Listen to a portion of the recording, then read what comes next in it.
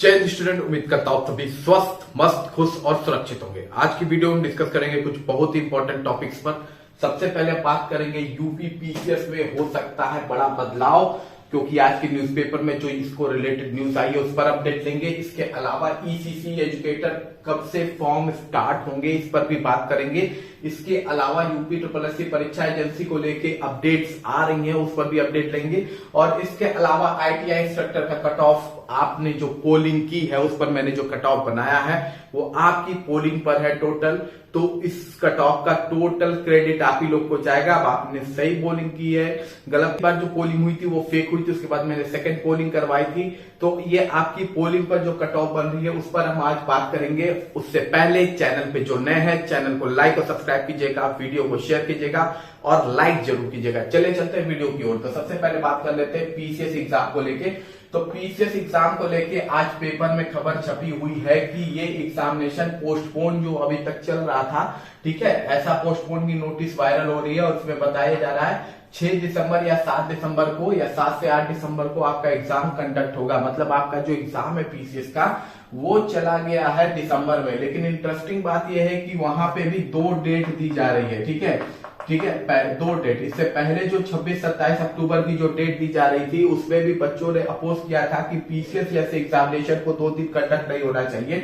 2 दिन अगर exam conduct होता है तो उससे कोई प्रॉब्लम नहीं है, एक बहुत बड़ी प्रॉब्लम है और वो बहुत बड़ी प्रॉब्लम होती है नॉर्मलाइजेशन की, ठीक है। अगर कोई भी एग्जाम 2 शिफ्ट या तो 1 शिफ्ट से ज्यादा होता है, यानी 2 शिफ्ट या 3 शिफ्ट या 4 शिफ्ट में होता है, तो उस एग्जामिनेशन में नॉर्मलाइजेशन होता है। अब नॉर्मलाइजेशन से होता क्या है कि दिक्कत ये होती है कि कुछ बच्चों के मार्क्स बहुत बढ़ जाते हैं और कुछ बच्चों के मार्क्स बहुत कट जाते हैं। ये डिपेंड करता है कि कौन सा शिफ्ट हार्ड आया था। अच्छा, बच्चों के हिसाब से शिफ्ट अलग हार्ड होता है और ये तो डिसाइड आयोग करता है कि उसके हिसाब से कौन सा शिफ्ट हार्ड है।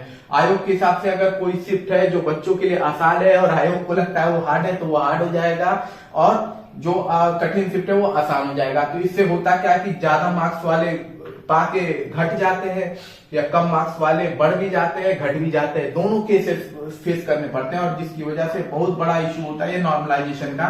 और एसएससी वाले से बहुत अच्छे से जानते होंगे, एसएससी ने बहुत झेला है इस प्रॉब्लम को। और अब ये एक यूपी के बड़े एग्जाम पर आ रहा है, यानी पीसीएस कोई छोटा एग्जाम नहीं होता है, स्टेट का बहुत बड़ा एग्जाम होता है। और अगर ऐसा होता है तो फिर दिक्कत होना ही तय है, ठीक है। तो अभी तो फिलहाल तो नोटिस आ रही है, उस पर बस यही क्लियर किया गया है कि अलग अलग डीएम के पास भेजा गया है इंफॉर्मेशन और ये कहा गया कि अपने सेंटर को तैयार किया जाए 6, 7 या 7 दिसंबर के लिए, ठीक है, और ये एग्जाम उस दिन कंडक्ट कराए जाएंगे। तो एक बड़ी अपडेट है। अगर 2 दिन एग्जाम कंडक्ट होता है तो ये बात पे चलिएगा कि नॉर्मलाइजेशन होगा, और अगर पीसीएस में नॉर्मलाइजेशन होगा तो बात पे चलिए आरओ में नॉर्मलाइजेशन तय है। उसके बाद बात कर लेते हैं ईसीसी एजुकेटर के एग्जाम को लेके। तो देखिए इस पर एक बड़ी अपडेट ये है कि देखिए इसमें कई सारे न्यूज फैल रखे कि ये एग्जामिनेशन फेक है या ये एप्लीकेशन फॉर्म फेक होगा, तो ऐसा कुछ भी नहीं है। ये जॉब 100% ट्रू है, सही है।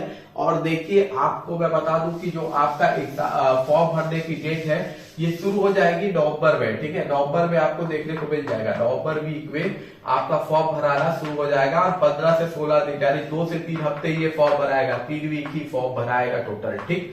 ये बात हमेशा याद रखिएगा, ये मत सोचेगा कि इसकी कोई लंबी डेट मिलेगी। नवंबर से आपको एप्लीकेशन फॉर्म भरना शुरू हो जाएंगे और इससे पहले आपको एक रजिस्ट्रेशन करना है। वो रजिस्ट्रेशन आप लोग करके बैठ जाइए भाई, इसी एजुकेटर वाले ये रजिस्ट्रेशन जरूर कर लीजिए आप लोग जाके, ठीक है। पोर्टल पे जाके आप लोग अपना रजिस्ट्रेशन करेंगे। कहा सेवा योजना वाला जो पोर्टल है उसमें जाके आप लोग अपना रजिस्ट्रेशन कर लेंगे। और सबसे इंपॉर्टेंट चीज जो डॉक्यूमेंट आपको इसमें तैयार रखने हैं उसमें आपका 10th होना चाहिए, 10th की मार्कशीट और सर्टिफिकेट दोनों होना चाहिए, ठीक है। 10th की मार्कशीट और सर्टिफिकेट, 12th का मार्कशीट और सर्टिफिकेट, फिर बैचलर की जो मार्कशीट और सर्टिफिकेट है, इसके अलावा आपका इनकम सर्टिफिकेट भी होना चाहिए, इनकम सर्टिफिकेट भी होना चाहिए। और इसके अलावा अगर कुछ है तो आपका कास्ट सर्टिफिकेट है, ये भी आपका तैयार होना चाहिए। इस सारे डॉक्यूमेंट्स की आपको जरूरत पड़ेगी। और जो आपका कट ऑफ बनेगा वो 10th के, 12th के और बैचलर के मार्कशीट पे बनेगा। और अभी एक इंपॉर्टेंट चीज ये है कि देखिए इस पे बैचलर पे भी अभी जो भी नोटिस आई थी उसमें केवल होप साइज के बारे में बात हुई है और किसी सब्जेक्ट के बारे में बात नहीं हुई है। तो होप साइज का तो तय है कि ये एप्लीकेशन फॉर्म होप साइज वाले बच्चे भर सकते हैं और वो फीमेल होने चाहिए, ठीक है। कैंडिडेट क्या होनी चाहिए, फीमेल होनी चाहिए, ठीक है, तो ये इंपॉर्टेंट अपडेट थी। नवंबर में आपका एप्लीकेशन फॉर्म स्टार्ट हो जाएगा, तो आप लोग बिल्कुल निश्चित रहिए, जल्दी आपको इसका भी एप्लीकेशन फॉर्म भरता हुआ देखने को मिल जाएगा। अब हम बात कर लेते हैं यूपी SSSC परीक्षा एजेंसी को लेकर। तो देखिए बहुत से लोग हैं जो अभी निश्चित है और अपनी प्रिपरेशन को रोके हुए। तो आपको बता दूं कि यूपी SSSC ने अपनी एजेंसी चयन कर ली है, जल्दी आपको इसकी अपडेट मिल जाएगी। दो एजेंसी पे बात चल रही है और जल्दी ये फाइनल हो जाएगा और उम्मीद यही है कि नवंबर दिसंबर से आपको एग्जामिनेशन की डेट भी आना देखने को मिल जाएगी। ठीक, और सबसे पहले बीपीओ का एग्जामिनेशन, ऑडिटर के एग्जामिनेशन एक कंडक्ट कराए जाएंगे। तो एजेंसी आपकी यूपी SSSC द्वारा चयनित है, बस जल्दी उसकी नोटिफिकेशन आपको, नोटिस आपको भी देखने को मिल जाएगी। तो आप लोग अपनी जो परीक्षा अभी ये सोच रहे हैं कि एग्जामिनेशन जनवरी फरवरी तक कंडक्ट होगा, तो इसके चक्कर में मत रहिए, अपने प्रिपरेशन कंटिन्यू रखिए, जल्दी आपको यूपी SSSC की भी परीक्षा होती हुई नजर आने लगेगी। अब हम बात कर लेते हैं अगली अपडेट की। तो अगली है ITI इंस्ट्रक्टर को लेके। देखिए यूपी ITI इंस्ट्रक्टर पे मैंने एक पहला पोल कराया था, तो बहुत सारे बच्चों ने कमेंट किया कि सर पोल पर बहुत ही फेक डेटा डाले गए हैं। ठीक है, तो उसके बाद फिर से मैंने पोल कराया, जिसमें मैंने कहा था आपको कि दोनों नंबर एग्जाम के और CITS के नंबर आप ऐड करके ही उसमें कीजिएगा। अब उसमें फेक किया है या ईमानदारी से किया है, ये कट ऑफ उसी के बेस पर है जो आपने पोलिंग की थी। ठीक है, और उसमें सबसे पहले जो ट्रेड है आपका, और वो आपका फैशन टेक। देखिए फैशन टेक को लेके पहले बात कर लेते हैं। फैशन टेक को लेके, फैशन टेक में आपका 2 मैंने पोल दी थी, एक ITI का दिया था और एक डिप्लोमा का दिया था। किसका दिया था? एक ITI का दिया था, एक डिप्लोमा का आपका कट ऑफ मैंने दिया था। ठीक है, UR का OBC, EWS, SC, ST। ठीक है, तो आपका फैशन टेक में जो आपने पोलिंग की है उस हिसाब से ITI वालों के लिए UR का जो कट ऑफ होगा वो 57 से 59 जाएगा। ठीक है, आपके पोलिंग के हिसाब से। OBC का जो कट ऑफ होगा वो मान के चलिए 56 से 57 जाएगा। EWS का जो कट ऑफ होगा वो 55 से 56 के बीच में रहेगा। ये बार में चलिएगा, EWS और OBC का कट ऑफ लगभग सेम होता है, 1-2 नंबर का अप एंड डाउन आपको देखने को मिल सकता है।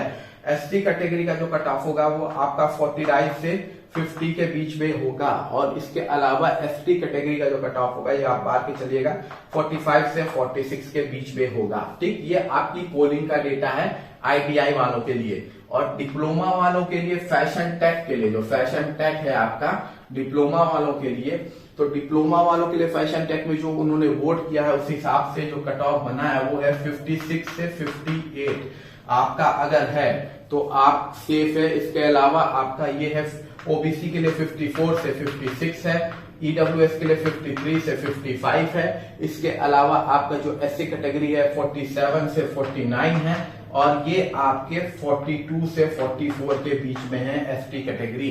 तो ये फैशन टेक्नोलॉजी का आपका कट ऑफ है आपकी जो पोलिंग थी उसके हिसाब से। अब हम बात करेंगे अगले ट्रेड की। तो अगला ट्रेड आपका कौन सा है? तो अगला ट्रेड आपका क्या है? ड्रेस मेकिंग का। ठीक है, किसका? ड्रेस मेकिंग का अगला ट्रेड है। तो इसमें जो पोलिंग हुई उसमें जो ITI डिप्लोमा के बच्चे हैं, सर ITI के बच्चे हैं, उनका कट ऑफ इसमें बहुत हाई भागा है भैया। 59 से 61 मान के चलिए ITI के बच्चों की वोटिंग है ड्रेस मेकिंग में एक अच्छा खासा है। ठीक है, इसके अलावा मान के चलिए OBC 57 से 58 के बीच में है। ठीक, EWS आपका वही 56 से 57 के बीच में, 1 नंबर का ही फर्क होगा, इसके अलावा आपको कुछ नहीं देखने को मिलेगा। SC कैटेगरी में 50 से 51 होना चाहिए ड्रेस मेकिंग में आपका, हाँ ITI के लिए, और आपका ST कैटेगरी में 47 से 48 के आसपास। तो ये बहुत हाई कट ऑफ जाएगी ड्रेस मेकिंग की जो पोलिंग है उसमें ITI की। डिप्लोमा के भी बहुत ज्यादा वोटिंग पड़ी है, अच्छी खासी 60+ पे वोटिंग बहुत पड़ी हुई है। तो डिप्लोमा का भी मान के चलिए कि ये कट ऑफ आप मान के चलिए 58 से 59 के बीच में डिप्लोमा का कट ऑफ रहेगा। ठीक है, OBC की अगर बात करें तो 56 से 57 के बीच में ये चीज रहेगी, और 55 से 56 आपके EWS है। और इसके अलावा अगर आप मान के चलेंगे इसमें तो 49 से 50 के बीच में आपके SC कैटेगरी का कट ऑफ है ड्रेस मेकिंग में, और इसके अलावा 47 से 48 ही मान के चलिए आपका ST कैटेगरी में भी डिप्लोमा में है। तो ये ड्रेस मेकिंग का जो आपने पोल किया था उसका ये रिजल्ट है कट ऑफ में। ठीक, अब अगली कट ऑफ की बात अगर हम बात करेंगे तो अगला जो ट्रेड है, अगला ट्रेड आपका ड्रेस मेकिंग के बाद है आपका स्टेनो हिंदी का। इसका स्टेनो हिंदी का ट्रेड है। तो स्टेनो हिंदी में भी ITI डिप्लोमा नहीं था, स्टेनो हिंदी का एक ही कट ऑफ था। तो उस कट ऑफ में जो अनरिजर्व कैटेगरी था वो 58 से 60 मार्क्स पा रहा है, तो वो क्वालिफाइड है। ये आपका पोल कह रहा है 58 से 60। ओबीसी कैटेगरी जो है 56 से 58 पा रहा है। EWS कैटेगरी 55 से 57 पा रहा है अगर, और इसके अलावा आपका SC कैटेगरी 48 से 50 पा रहा है अगर, और ST कैटेगरी जो आपका है वो 44 से 45 पा रहा है अगर, तो ये आपका पोलिंग में जो आपने वोट दिया है किसके लिए, स्टेनो हिंदी के लिए, स्टेनो हिंदी की डिपार्टमेंट के लिए ये कट ऑफ आपकी है। ठीक, अब हम बात कर लेते हैं अगले ट्रेड की। ठीक है, अगला ट्रेड क्या हो सकता है भैया, कट ऑफ है शीट मेटल की। तो शीट मेटल पे जो आप लोगों ने पोलिंग की है उसमें ITI की जो सबसे पहली पोलिंग है, UR कैटेगरी की जो पोलिंग है वो 58 से 59 है। ठीक है, OBC कैटेगरी की जो पोलिंग है उस हिसाब से 55 से 57 जो कट ऑफ रहेगा आपका। इसके बाद हम बात कर लेते हैं आपका EWS का, तो सेमी मान के चलिए 55 से 57 कट ऑफ आपकी रहेगी। SC कैटेगरी की अगर बात करें तो SC कैटेगरी का कट ऑफ 47 to 49 रहेगा ITI के लिए, और इसके अलावा 43 से 44 आपका रहेगा ST कैटेगरी के लिए कट ऑफ। तो ये आपकी कट ऑफ है शीट मेटल की। डिप्लोमा की अगर आप बात करेंगे तो डिप्लोमा में जो आपकी कट ऑफ रहेगी वो रहेगी 57 से 58 अनरिजर्व कैटेगरी के लिए शीट मेटल में। इसके अलावा आपका 54 से 56 रहेगा कट ऑफ OBC के लिए, और 53 से 55 रहेगा कट ऑफ आपका EWS के लिए, और इसके अलावा आपका 46 से 48 कट ऑफ रहेगा SC के लिए, और लास्ट एंड लीस्ट आपका 42 से 44 कट ऑफ रहेगा ST के लिए। तो ये आपकी शीट मेटल की कट ऑफ है जो आपकी पोलिंग से आई हुई है। ठीक है, अब हम बात करेंगे अगले ट्रेड की। ठीक है, अगले ट्रेड की बात की जाए भैया, अगला ट्रेड जो पोल में था वो क्या था, तो अगला था जो मशीनिस्ट था। ठीक है, मशीनिस्ट का आपका अगला ट्रेड था। इसमें आपके ITI और डिप्लोमा में वोटिंग हुई थी, तो इसमें ITI वालों की वोटिंग और डिप्लोमा वाली वोटिंग में कोई खास फर्क देखने को नहीं मिला है। तो ITI में अगर देखा जाए तो 56 से 58 अगर आपके हैं तो आपके सेफ स्कोर हैं। OBC कैटेगरी से आप हैं तो 53 से 55 आप मान के चलिए। EWS कैटेगरी से हैं तो 52 से 54 आप मान के चलिए, और SC से हैं आप तो 46 to 47 मान के चलिए, और ST कैटेगरी से अगर आप हैं तो 43 to 44 मान के चलिए। डिप्लोमा में अगर आप बात करें तो सेम है, 57 से 58 अगर आप पा रहे हैं। इसके अलावा 54 से 56 अगर आपके हैं, 54 से 56 है, 53 से 55 है। ठीक, 53 से 55 है तो EWS, 48 से 50 हैं आप तो SC, और 45 से 47 है आप तो ST। ये आपका मशीनिस्ट का कट ऑफ है दोनों ITI और डिप्लोमा का। अब अगली ट्रेड की बात करें तो अगली जो ट्रेड आपकी है वो अगली ट्रेड आपकी रेफ्रिजरेशन और एयर कंडीशनिंग वाली है। रेफ्रिजरेशन और एयर कंडीशनिंग की जो कट ऑफ है उस पर बात कर लेते हैं। रेफ्रिजरेशन एयर कंडीशनिंग, तो UR कैटेगरी की अगर बात करें ITI में 58 to 60 आपकी UR कैटेगरी की है। OBC 56 से 58, ठीक, 55 to 57 आपका EWS, 48 to 50 आपका SC, 48 to 50 आपका SC, और ST के लिए आप 46 to 48। ठीक है, डिप्लोमा में अगर बात करें तो डिप्लोमा में कट ऑफ भागा है ITI के कंपेयर में, 59 to 60 है डिप्लोमा में आपका कट ऑफ, या 60 प्लस भी जा सकता है जिस हिसाब से वोटिंग हुई है इसमें। ठीक है, इसके अलावा ये कट ऑफ जो आपका है 57 to 58 है OBC कैटेगरी में। इसके बाद 56 to 57 आप मान के चलिए EWS कैटेगरी में। 49 to 50 आप मान के चलिए आपका है कट ऑफ SC में, डिप्लोमा में। और सबसे बड़ी बात है कि आपका 47 to 48 कट ऑफ है आपका ST में। तो ये है आपका रेफ्रिजरेशन और एयर कंडीशनिंग का कट ऑफ। इसके बाद बात कर लेते हैं अगली ट्रेड की। तो अगली ट्रेड जो आपकी है वो है आपकी कॉस्मेटोलॉजी की। ठीक है, कॉस्मेटोलॉजी की अगली ट्रेड है कॉस्मेटोलॉजी, वाले बच्चों ने भी जो वोटिंग की है, भैया यूआर कैटेगरी में कॉस्मेटोलॉजी में कट ऑफ आईटीआई के लिए था 55 से 57 जो वोटिंग हुई है, ठीक है। ओबीसी के लिए है 53 to 55, ठीक। इसके बाद हम बात कर लेते हैं ईडब्ल्यूएस के लिए है तो 52 से 54, ठीक है। इसके बाद बात कर लेते हैं तो आपका एसटी के लिए 47 to 49 और 43 to 45 है आपका एसटी के लिए आईटीआई में। डिप्लोमा में कॉस्मेटोलॉजी में बात की जाए तो 56 से 57 आपका कट ऑफ रहेगा, ठीक है। 55 to 56 कट ऑफ रहेगा आपका ओबीसी का, ठीक। इसके अलावा बात कर सकते हैं 54 से 55 आपका ईडब्ल्यूएस का, ठीक। इसके अलावा 49 to 51, 49 to 50 आपका कट ऑफ रहेगा डिप्लोमा में एससी का, और 46 से 48 आपका कट ऑफ रहेगा एसटी का। तो ये आपका कॉस्मेटोलॉजी का कट ऑफ है आपकी पोलिंग के हिसाब से, ठीक। अगला ट्रेड की अगर बात करें तो अगला ट्रेड है आपका, जो बात कर लेते हैं टर्नर की, तो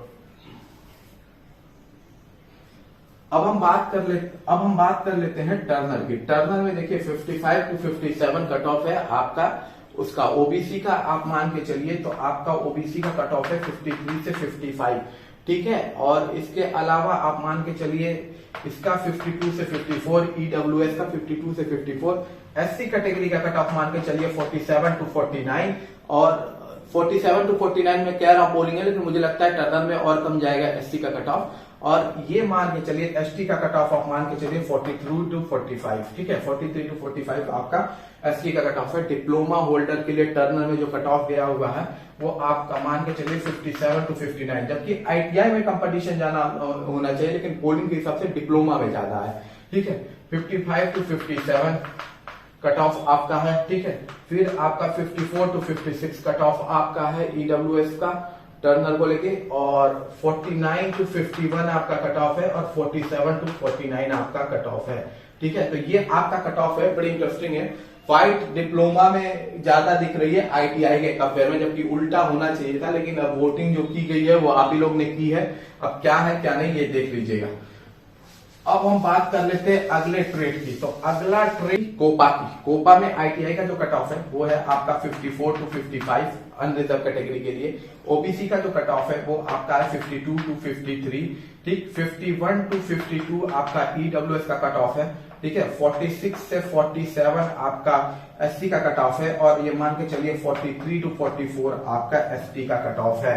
डिप्लोमा की अगर बात कर ले कोपा में, तो कोपा में डिप्लोमा का कट ऑफ है 53 to 54, ठीक है। इसके अलावा आपका ओबीसी का कट ऑफ है 51 to 52। इसके बाद आप मान के चलिए ईडब्ल्यूएस का जो कट ऑफ है वो मान के चलिए 50 to 51 के आसपास है, और इसके अलावा एससी कैटेगरी का जो कट ऑफ है वो मान के चलिए आपका 45 to 46, और ये मान के चलिए आपका 42 to 43 आपका कट ऑफ रहेगा। कोपा का ये कट ऑफ है। अब हम बात कर लेते हैं अगली ट्रेड की।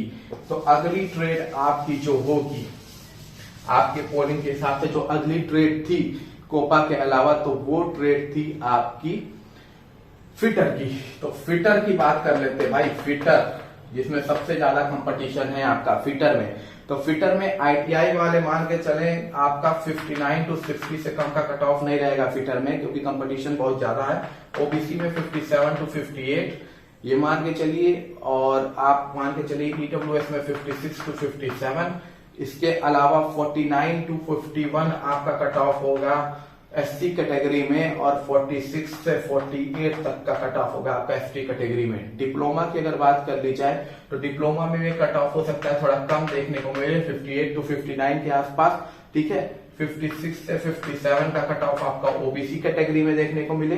55 to 56 आपका कट ऑफ है ईडब्ल्यूएस कैटेगरी का 40, और ये मान के चलिए 48 to 49 आपका कट ऑफ है एससी कैटेगरी का, और 45 to 44 आपका 44 to 45 आपका कट ऑफ है एसटी कैटेगरी का फिटर के लिए, ठीक। फिटर के लिए आपका ये कट ऑफ है। अब हम बात कर लेते हैं अगली ट्रेड की। तो अगली ट्रेड जो आपकी है वो है आपकी इलेक्ट्रीशियन की। अलग इलेक्ट्रीशियन जो है इसमें भी बहुत ही कंपटीशन है भैया। इलेक्ट्रीशियन में भी अच्छा खासा कंपटीशन है। तो आईटीआई के बच्चों का 58 to 60 इसमें कट ऑफ जा सकता है। इसके अलावा 56 to 58 कट ऑफ हो सकता है आपका ओबीसी कैटेगरी का। 55 से 57 कट ऑफ हो सकता है आपका ईडब्ल्यूएस का, और इसके अलावा 50 to 52 कट ऑफ हो सकता है आपका एससी का, और ये मान के चलिएगा कि 46 to 48 कट ऑफ हो सकता है आपका एसटी का। तो ये आईटीआई वालों के लिए। डिप्लोमा वालों के लिए 56 to 58 कट ऑफ हो सकता है आपका डिप्लोमा का, ठीक है। 54 to 56 कट ऑफ हो सकता है आपका ओबीसी के लिए। 53 to 55 कट ऑफ हो सकता है आपका ईडब्ल्यूएस के लिए। 47 to 49 कट ऑफ हो सकता है आपका एससी के लिए, और ये मान के चलिएगा कि 44 से 46 कट ऑफ हो सकता है आपका एसटी के लिए।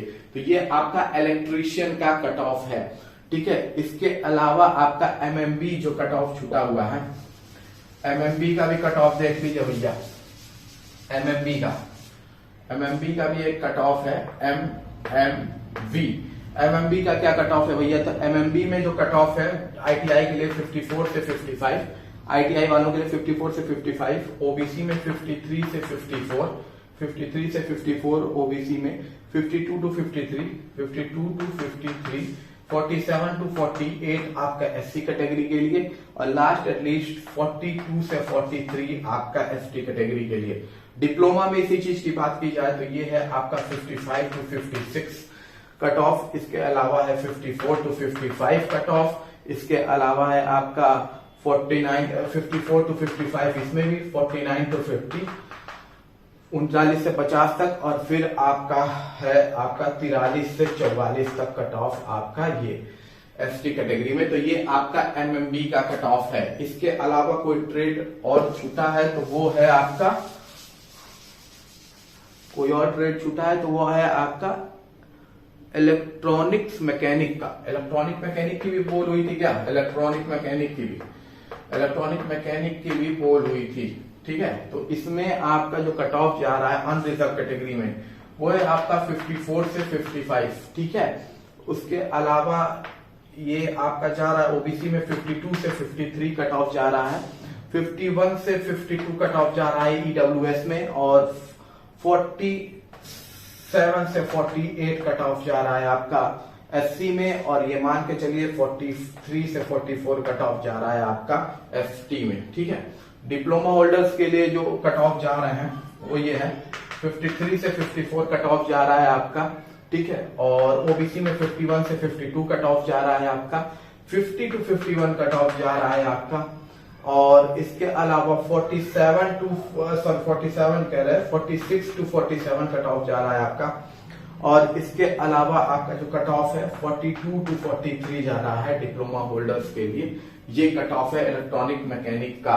तो इतने सारे जो ट्रेड्स थे जिनकी पोलिंग हुई थी, और इन पोलिंग के हिसाब से आपको मैंने आपका कट ऑफ बता दिया है। और फाइनली मैं एक कट ऑफ आपको बोल रहा हूं कि अगर आप मान के चलिए आप यूआर कैटेगरी से हैं किसी भी ट्रेड में, तो ये मान के चलिए अगर आप 57 से 60 के बीच में है तो आप बिल्कुल सेफ जोन में हैं, ये मान के चलिएगा। ओबीसी कैटेगरी में अगर आप 54 से 57 के बीच में है तो ये मान के चलिएगा हर ट्रेड में आप लगभग सेफ हैं।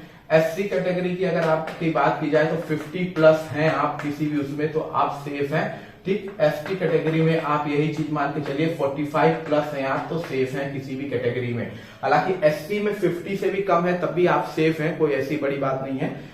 और ओबीसी में अगर आपका 53, 52 भी है तभी आप सेफ हैं। ये मैं एक बता रहा हूं मेरे हिसाब से है, और बाकी जो कट ऑफ थी वो आपकी पोलिंग के हिसाब से आपकी कट ऑफ थी। बाकी कोई भी क्वेश्चन है तो कमेंट बॉक्स में पूछेगा। मिलते हैं अगली वीडियो में। जय हिंद, जय भारत।